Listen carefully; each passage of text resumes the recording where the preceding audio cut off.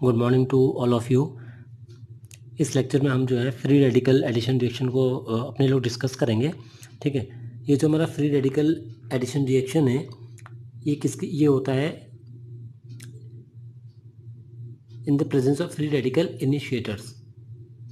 जो free radical addition reaction है ये हमारा this reaction occurs in the presence of free radical initiators like hydrogen peroxide to obtain anti-Markovnikov products when HBr is added to the alkenes। ये जो free radical addition reaction है ये हमारे alkene द्वारा ही दिया जाता है, ये अल्किन में ही पॉसिबल है। और जो हमारा फ्री रेडिकल इनिशिएटर्स है ये हमारे जो इलेक्ट्रोफिलिक एडिशन रिएक्शन की जो मैकेनिज्म है इसको ये फ्री रेडिकल एडिशन रिएक्शन में कन्वर्ट कर देता है।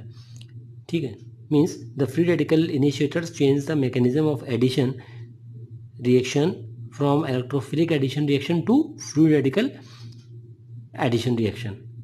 ठीक है, अगर फ्री रेडिकल एडिशन रिएक्शन जो हमारा मोस्टली क्या होता है कि HBr के केसेस में ही होता है, इसके लिए सिर्फ HBr ही यूज़ किया जाता है। HCl, hydrogen chloride, hydrogen fluoride, HF और या हाइड्रोजन आयोडाइड, इनके इस केसेस में ये इलेक्ट्रोफिलिक जो है फ्री रेडिकल एडिशन रिएक्शन है ये नहीं होती है एज पर मार्कोनिकोव रूल।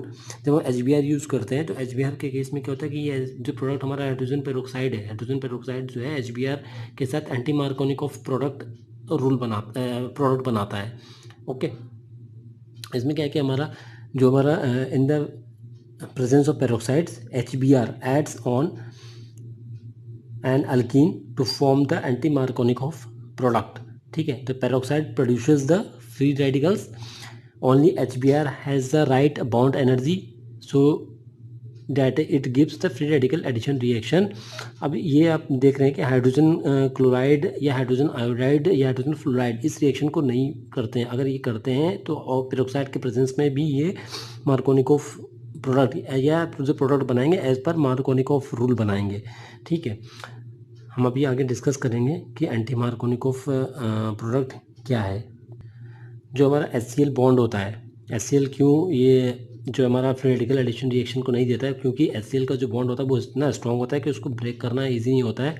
और वो जो HBr है उसकी जो एडिशन है वो हमारा एज पर मार्कोनिकोव रूल के अकॉर्डिंग पोजेस करता है। ये जो रिएक्शन हमारी हो जाती है वो directed towards as per Markovnikov's rule.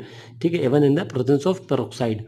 और जो हमारा HI बॉन्ड है जो हाइड्रोजन आयोडाइड के केस में है वो हमारा क्या हो रहा है, HI बॉन्ड जब ब्रेक हो रहा है हाइड्रोलाइटिकली ब्रेकेज होता है इसका। जैसे हमने पढ़ा ना हाइड्रोलाइटिक फिजन और होमोलाइटिक फिजन, तो इसमें हाइड्रोलाइटिक बॉन्ड फिजन हो जाता है जिसकी वजह से ये क्या हाइड्रोजन और आयोडीन की आयंस बन जाती है।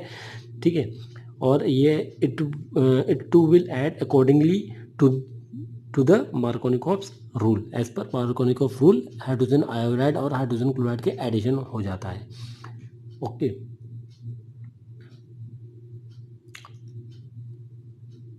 अब ये एग्जांपल देखिएगा। अनसिमेट्रिकल अल्कीन है हमारा, प्रोपीन है हमारा, CH3CH डबल बॉन्ड CH2, ये HBr है, ब्रैकेट HX हो गया, हमारा ROOR यानी हाइड्रोजन पेरोक्साइड है, ये H2O2।